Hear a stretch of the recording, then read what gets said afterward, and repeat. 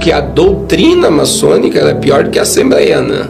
A doutrina, existe uma doutrina? Existe um código de ética absurdo. Eles pegam pessoas que têm capacidade de obedecer regras e ordem. O que estaria dentro da doutrina maçônica? Casamento, divórcio. Não pode? Não pode. Ser divorciada? Divorciar depois de entrar na maçonaria. Ixi, tá mais rígido que muitas igrejas aí, então. Então, existem coisas dentro da maçonaria que ele é totalmente codificado debaixo de ética e código. E a obediência àquilo é extremamente... O senhor, como estudante do Apocalipse, biblicista, faz previsões também dentro de uma base bíblica. O senhor acredita que haverá prestação de contas para pastores que são maçons? Eu acredito na salvação de um pastor maçom primeiro. Se ele não negar a maçonaria, eu não acredito que ele é salvo. Eu já entro aqui. Não tem. Um crente maçom? Também. Não existe? Não, na minha visão, como eu tenho um advogado aqui que me ligou do Rio de Janeiro 2 semanas atrás, ele era secretário da maçonaria no Rio de Janeiro. E aí que ele me falou também do monte de pastor assembleiano da maçonaria, ele é da Assembleia de Deus. Então assim, ele negou tudo.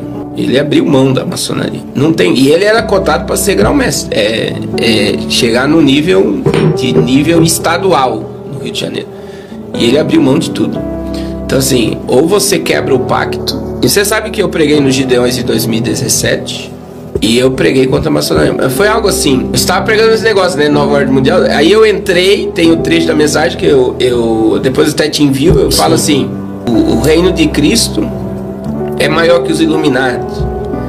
O reino de Cristo é maior que a Nova Ordem Mundial. E aí eu tremi. Eu falo assim, eu tremi porque eu temi mesmo. Eu vou te contar a experiência que eu tive. E aí eu soltei, o reino de Cristo é maior que a maçonaria. É melhor você ir pobre pro céu do que rico e queimar no fogo do inferno. Aí Deus me tomou, ali foi algo de Deus mesmo. E eu comecei a gritar, quebra o pacto, quebra o pacto, quebra o pacto. E daí caiu aquele... Eu vi esse corte. Caiu aquele poder lá no pavilhão dos Gideões e tal. E assim, no outro ano não é o que tá agora, né? Não é o sistema que está lá agora. O pastor Zilmar é um homem de muita oração, mas um homem simples, sim, mas de Deus, né? Mas como o sistema de entrar ali na agenda de Deus era outro, daí em 2018 eles já me brecaram pela minha fala. E isso foi pregadores que vieram falar, não tem como você entrar, você não devia ter falado e tal. E me fechou muita porta. Só pra você ter ideia como isso é espiritual, Fábio. Eu saí do pavilhão, eu terminei a mensagem, já era noite.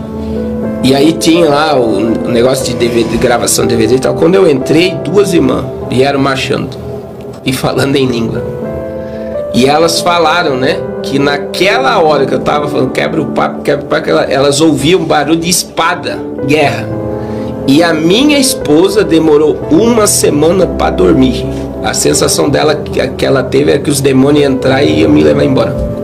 De um temor e um medo do que aconteceu ali no mundo espiritual. Misericórdia, arrepia isso aí. Porque foi muito forte. Entra aquela questão de pregar. Pregou no Gideões, abre porta. Eu tive muita porta fechada no Brasil por causa da sua fala. Da fala da maçonaria. Ô pastor, mas outra coisa dentro disso aí que o senhor comentou, teve uma época que os pregadores, os pastores, eles pregavam incisivamente contra a maçonaria. Já não existe. Seria uma forma que cessearam a voz desses profetas, ou nos conformamos com isso, em saber que a maçonaria está dentro da igreja e não estamos mais nem aí? Ou... Imagine você ter um maçom hoje, né, numa igreja, e o dízimo dele vai ser o maior dízimo da igreja. Então, já acaba aí. Infelizmente a visão hoje é dinheiro, né?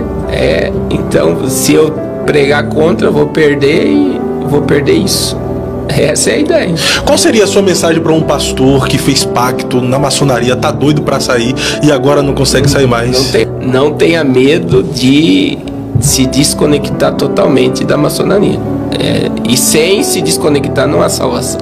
Agora, por que muitos não conseguem? Por causa que se sair, dependendo do ramo que trabalha, fica pobre no outro dia. Ele quebra. Mas é melhor ficar pobre e ser salvo do que rico e ir pro inferno, né? Ir pro inferno. E sabendo que tá indo consciente.